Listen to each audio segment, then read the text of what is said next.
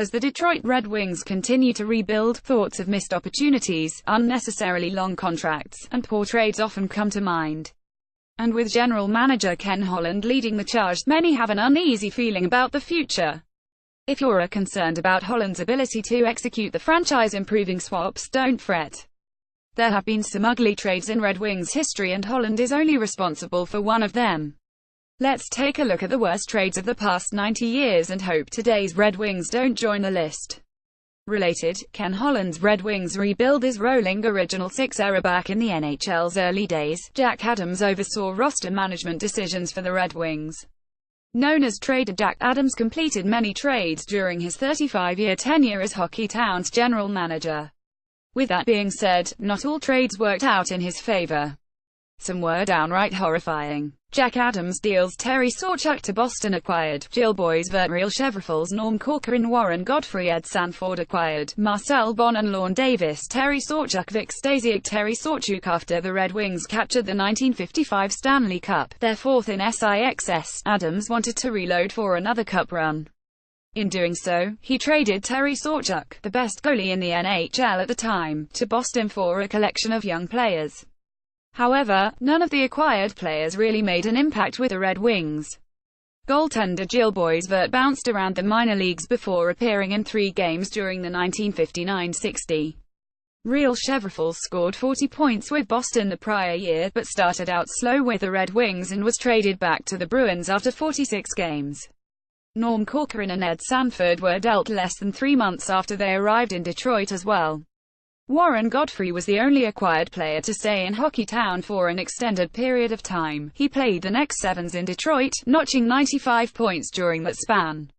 Essentially trading an all-world goalie in Sawchuk for a stay-at-home defenseman was not the deal Adams thought he had. Red Wings bring back Sawchuk, acquired Terry Sawchuk, acquired Johnny Bucyk, cash Johnny Bucyk. Realizing his error, Adams reacquired Sawchuk 2 years later. The cost, though, was substantial. To bring Sawchuk back to Hockeytown, Detroit's GM had to deal up-and-coming forward Johnny Bucyk to Boston. Bucyk had scored 10 goals in limited minutes the prior and had promise, but Adams really wanted Sawchuk back. He got his wish, and in exchange, the Bruins received a 500-goal scorer to lead their organization for the next 21s. Bucyk helped the Bruins capture 2 Stanley Cups and reach the Final 4 other times. Sawchuk was solid in Detroit, but never regained the form he displayed during his first tenure with the Red Wings. Detroit ships out Ted Lindsay. Glenn Hall acquired Hank Basson, Forbes Kennedy, Bill Preston, Johnny Wilson acquired Glenn Hall. Ted Lindsay did Lindsay after Adams caught wind of Ted Lindsay's attempt to unionize the Red Wings. Detroit's GM traded the All-Star and goaltender Glenn Hall to the Blackhawks, another team owned by the Norris family, in a blockbuster deal. Related, Phantom Sniper fires up Red Wings' terrible Ted. Former Red Wing Johnny Wilson was a welcomed addition, as was young center Forbes Kennedy. Both had solid 1957-58s with Detroit, but neither contributed much after that year. Bill Preston never played for the Red Wings after he was acquired, and, with Sawchuk back in the fold, Hank Basson really wasn't needed in Detroit. He eventually joined the Red Wings during the 1960-61 campaign and served as the backup, third-string goalie over the next SIXS. With Adams looking to move Lindsay immediately, it's no surprise the return was less than optimal.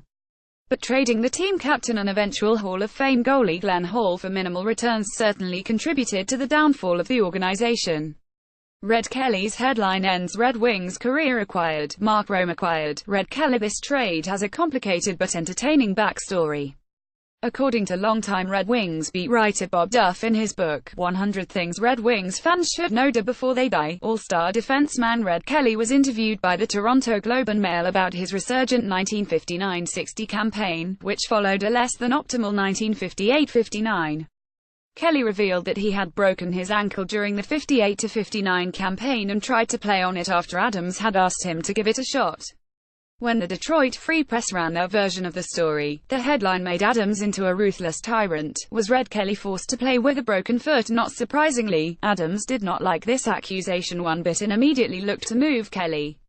Though Kelly never actually accused Adams of anything, the misinterpreted headline did the damage. Red Kelly with goaltender Johnny Bower in Toronto. Adams tried to trade Kelly to New York, but the defenseman opted to retire rather than report to the Rangers.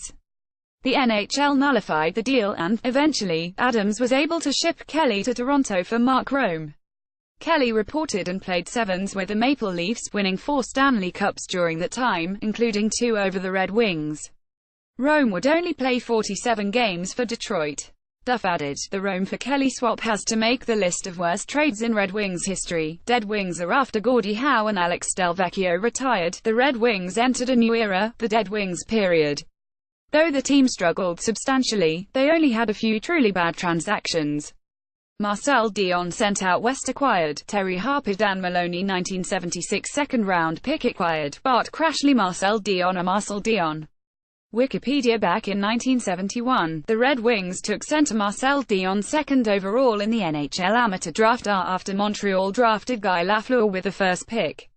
Dion joined the Red Wings and instantly became a point-per-game player, topping out at 121 points during the 1974-75.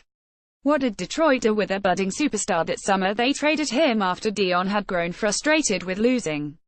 In exchange, the Red Wings received veteran defenseman Terry Harper, power forward Dan Maloney, and a second-round draft pick. Both Harper and Maloney had decent firsts in Detroit but clearly did not compare to what Dion would become. You have to wonder what GM Alex Delvecchio was thinking when he pulled the trigger on this trade.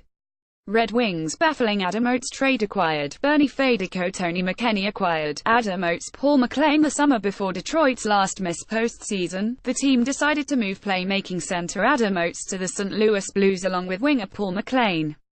The two had combined for 149 points the prior, but the Red Wings wanted to make a change. Paul McLean marked as rosy as USA Today Sports. In return, Detroit acquired Bernie Federico and Tony McKegney, 2 veterans whose best days were behind them. Making matters worse, McKegney was traded again shortly after the start and Federico only played 1 year in Detroit before retiring.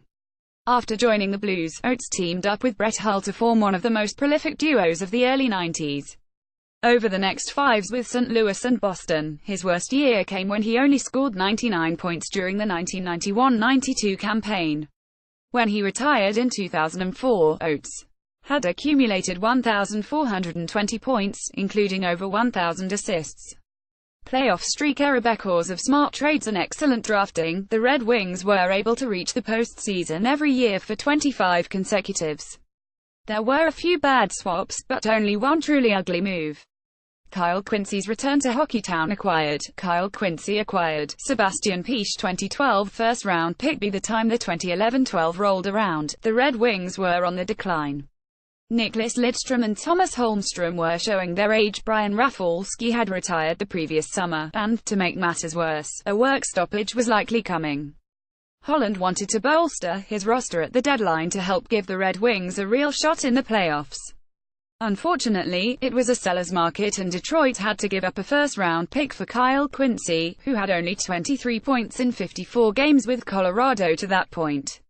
Quincy did not deliver much for the Red Wings and the team was bounced in the first round of the playoffs by Nashville. Related, the grind line, best-worst Red Wings trade deadline deals. Kyle Quincy Andy Martin Jr. Over the next 4s, Quincy underwhelmed in Hockeytown. Tampa Bay, on the other hand, used that first-round pick to select goaltender Andrei Vasilevsky. With Ben Bishop now out of the picture, Vasilevsky is the Lightning's new franchise goalie. Which Detroit Red Wings trade was the worst of them all? Comment below with your pick.